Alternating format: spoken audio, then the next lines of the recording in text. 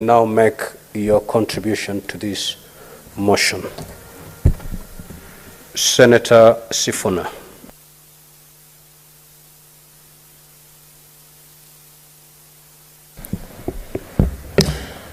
Thank you, Mr. Speaker. Mr. Speaker, I think by now, because you've presided over this House for over a year, you are aware of the character of most of us in this House.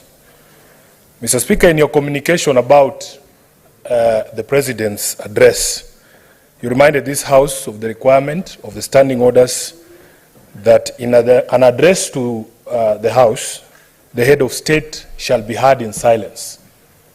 Now, Mr. Speaker, knowing myself and knowing the President, Mr. Speaker, I chose not to attend the President's address to the National Assembly because I knew for a fact that at the first instance where I felt he was giving misleading information to the country, I would not be able to manage myself to keep quiet.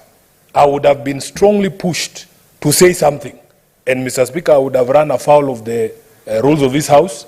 And although the Speaker of the Senate might be lenient because they know me, I was not very sure about the Speaker of the National Assembly, whether he would extend some of the courtesies that you have extended us in this House. Mr. Speaker, I suspected that if I went for that speech, I probably would be serving now an expulsion from the House for a minimum of 6 months.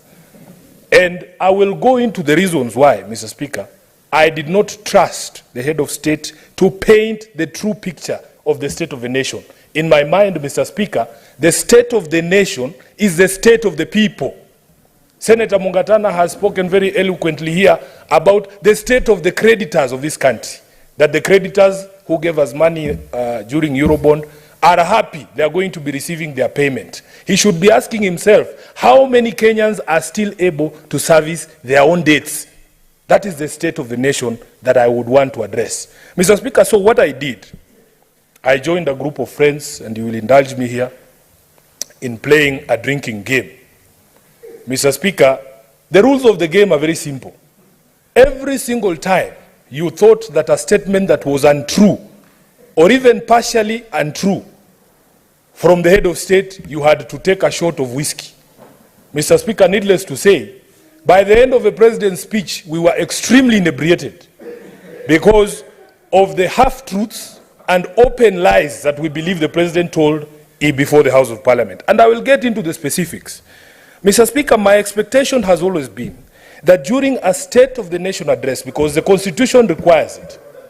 What is your point of order, Senator Mungatana? I know the Honorable Sifuna could be very passionate, but is the use of the word open lies, referring to the speech by His Excellency the President, parliamentary? And if not, can he withdraw and restrict to parliamentary language, Mr. Speaker? Senator Sifuna, I think the use, you can still express yourself without necessarily using such words that may not be parliamentary. Mr. Speaker. And I know exactly, you understand exactly what I'm saying. Mr. Speaker, replace every time I've used the word open lies with untruths or misleading or what other synonym is there? Yeah, I think not, I do not mean not factual. Or non-factual, yes, Mr. Speaker, and I will demonstrate point by point what I thought was not factual or was misleading. Mr. Speaker, my expectation with these speeches, ever since I became acquainted with the Constitution, is that you must address yourself to the steps taken, very specific, steps taken and progress achieved in realizing the values under Article 10. And I was specifically looking out for the address to address 3 values set out under Article 10. The first one, Mr. Speaker, is national unity and inclusiveness, which I will take together. Mr. Speaker, we live in an era where we are being told every single day that in fact, if you did not vote for this government, you have no shares in this government, and that you should expect nothing at all. What I expected the head of state to do is to tell us that ever since those pronouncements have been made, I have taken certain steps to rein in members of my administration who might not understand what Article 10 speaks about when it speaks of inclusivity and national unity, and that we give an undertaking, or he gives an undertaking, that we will not hear about that issue of shareholding anymore. Mr. Speaker, the first untruth that I want to invite this House to agree with me that I encountered is in paragraph 9 of the President's speech, where he acknowledges that it is the duty of all of us as leaders to listen keenly and comply with the people's wishes. Now, that is where I took my first shot, Mr. Speaker, because I know for a fact that Kenyans have spoken over many, many policies that this administration has put in place, including the taxation measures that have been imposed through the Finance Bill of 2023, but this government has chosen to ignore the people's pleas and, in fact, to do the exact opposite of what the people have been asking it to do. Mr. Speaker, the other value that I wanted him to speak to is the question of the steps taken by his government and the progress that has been achieved in strengthening democracy. Now, here I went for a double shot, Mr. Speaker, and I will explain why. The first reason, Mr. Speaker, and Honorable Khalwale has spoken very eloquently about what their generation did in order for them to achieve the freedoms that we enjoy during this time, Mr. Speaker, including the freedom of speech, and I suspect, Khalwale, even the freedom of demonstration and the right to picket. I saw myself, leaders of the church, being bludgeoned here. As a child, I saw those pictures of Reverend Joya in the streets here, being bludgeoned by police officers just because he was exercising his right to protest. This same regime, this same government, Mr. Speaker, is doing the very same things. In fact, this year alone, it has bludgeoned more people than Moi bludgeoned during the time for multi-party democracy. As a leader of the opposition, I know that I have a right under Article 35, a right that Boni and his generation fought very strongly for me to be able to express my disaffection with the policy of government by protesting, by picketing. Now, I don't know how I can define picketing for my brother, Honorable Khalwale, but picketing includes putting a sufuria on your head. That sufuria on my head is not the solution I'm proffering, because I had proffered a solution that at the moment, because Kenyans are going through a difficult time, Mr. Speaker, please retain the subsidies.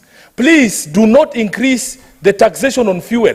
Those are the proposals that came from my mouth, Mr. Speaker. So that when you see me putting a sufuria on my head, that is not the solution. That is me picketing and drawing your attention to the solutions I'm proffering. But you have refused to listen to the people of Kenya. And yet the president would come and stand before the hallowed House of Parliament and say that he acknowledges that as a leader, he has a responsibility to listen to the people of Kenya. Mr. Speaker, contrary to what many people believe, I actually admire Senator Khalwale, because I have studied his history. You are some of the people who have inspired some of us to come to this house. We know your skills as a debater. But Mr. Khalwale, Senator Khalwale, sometimes I understand your position as a whip in this house of the majority. You are handicapped. Some things you don't want to say openly here on the floor or even in public gatherings. Senator Khalwale, those confessions you've made here, that in fact in your stellar career as a politician, you have never been as unpopular as you are right now. And it is not because of your undoing. I honestly believe Khalwale has not changed. The only thing that has changed, Senator Khalwale, is that you are defending the indefensible. The people of Malinya, I can confirm, they still love their senator. But they don't agree with the policies of the government that you support. And I wish, Mr. Speaker, the same admissions that have been made by Senator Khalwale on this floor would come from the mouth of the president. That he acknowledges that, in fact, some of the policies that he has put in place have made his government unpopular because they do not resonate with what Kenyans want to do. Mr. Speaker, let me now come to what I consider untruths, misleading statements about the state of the nation. Mr. Speaker, the president spoke about many things, and these matters have been fact-checked by many people, including reputable media houses here, on if indeed what he was saying is true. Let me start by the easiest, because, Mr. Speaker, outside there, I'm known as the permanent representative of the people of Kenya on matters of unga. And it is because, as a lawyer, I think I am an authority on food. Mr. Speaker, The president